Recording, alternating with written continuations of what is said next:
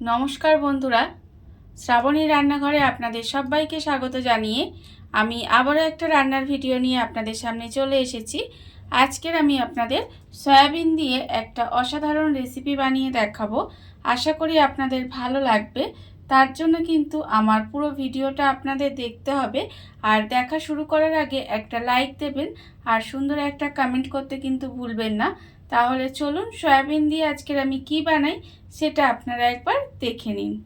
রান্নাটা করার জন্য প্রথমে আমি এখানে দেখুন গ্যাসটা অন করে একটা কড়া বসিয়ে দিয়েছি, আর কড়ার মধ্যে দিয়েছি আমি 2 চামচ মতো সর্ষের তেল। তেলটা আমার এখানে খুব ভালোভাবে গরম হয়ে গেছে। আমি তেলের মধ্যে দিয়ে দিলাম অল্প সামান্য একটু কালো জিরে ফোড়নে দিলাম, দিয়ে কালো জিরেটা একটু ভেজে নিলাম। নিয়ে এবার আমি এর মধ্যে দিয়ে দেব আলু। এখানে আমি দুটো মাঝারি সাইজের আলু একদম ছোট ছোট টুকরো করে কেটে রেখেছি, সেই আলুটা আমি এর মধ্যে তেলের মধ্যে দিয়ে দিলাম। দিয়ে এবার আলুটাকে আমি একটু হালকা করে ভেজে নেব। আলুটা আমার এখানে হালকা করে ভাজা হয়ে গেছে, দেখতেই পাচ্ছেন আলুটা আমি এখানে হালকা করে একটু ভেজে নিয়েছি। এবারে আমি এর মধ্যে দিয়ে দেব সয়াবিন। এখানে আমি সয়াবিনগুলো কিন্তু সেদ্ধ করে রাখিনি, সয়াবিনগুলো একটু গরম জলে ভিজিয়ে রেখেছিলাম, তারপরে আমি জলটা চিপে নিয়েছি। এবারে সয়াবিনগুলো এর মধ্যে দিয়ে সয়াবিনগুলোও কিন্তু একটু ভেজে নেব। আর এই রান্নাটা কিন্তু আমি একদম নিরামিষভাবে করব, আর খুব কম মশলা দিয়ে করব। খেতে কিন্তু অসাধারণ হয়, বিশেষ করে ভাত কিংবা রুটি দিয়ে খেতে কিন্তু ভীষণ ভালো লাগে। এবারে আমি সয়াবিনটা এইভাবে একটু ভেজে নেব। সয়াবিনটাও কিন্তু এখানে আমার খুব ভালোভাবে ভাজা হয়ে গেছে। এবারে আমি এর মধ্যে দিয়ে দেব আন্দাজ মতো নুন আর হাফ চামচ মতো হলুদের গুঁড়ো। এই নুন আর হলুদ গুঁড়ো দিয়ে আবারও কিন্তু খুব ভালোভাবে একটু মিশিয়ে নিতে হবে।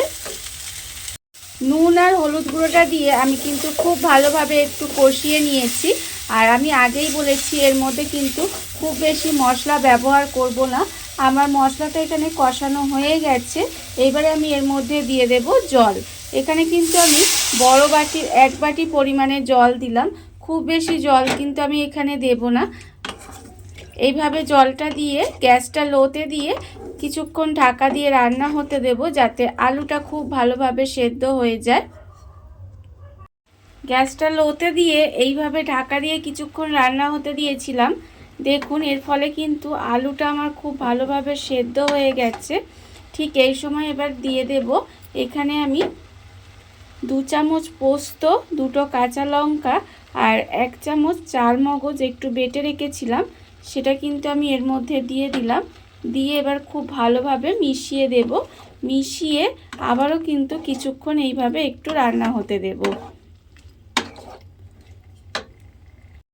পোস্ত, চালমগজ আর কাঁচা লঙ্কা বাটাটা দিয়ে আমি কিন্তু খুব বেশি সময় রান্না করিনি, 5 মিনিট মতো একটু রান্না হতে দিয়েছিলাম।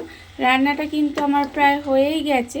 ঠিক নামানোর আগে আমি এর মধ্যে দিয়ে দেব 2টো চেরা কাঁচা লঙ্কা, আর আমি এর মধ্যে দিয়ে দেব প্রায় 1 চামচ মতো কাঁচা সর্ষের তেল, ওপর থেকে আমি একটু ছড়িয়ে দিলাম। দিয়ে এবারে খুব ভালোভাবে এটা মিশিয়ে দেব। মিশিয়ে দিয়ে গ্যাসটা কিন্তু বন্ধ করে ঢাকা দিয়ে কিছুক্ষণ রেখে দিলেই কিন্তু রান্নাটা আমার রেডি হয়ে যাবে।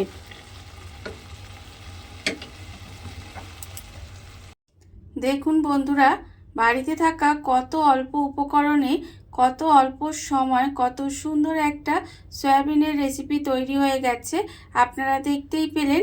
আর এটা কিন্তু গরম ভাত দিয়ে খেতে বা রুটি দিয়ে খেতে কিন্তু অসাধারণ লাগে। এইভাবে একবার হলেও বাড়িতে বানিয়ে দেখতে পারেন। আর এই ভিডিওটা যদি আপনাদের ভালো লেগে থাকে, আপনারা যদি ফেসবুক থেকে দেখে থাকেন পেজটি ফলো করে দেওয়ার অনুরোধ রইল। আর যদি ইউটিউব থেকে দেখে থাকেন চ্যানেলটি সাবস্ক্রাইব করে নেওয়ার অনুরোধ রইল। তাহলে চলুন ভিডিওটা আমি এখানেই শেষ করছি। আপনারা সবাই ভালো থাকবেন, সুস্থ থাকবেন। আবারও হাজির হব নতুন কোনো রান্না নিয়ে।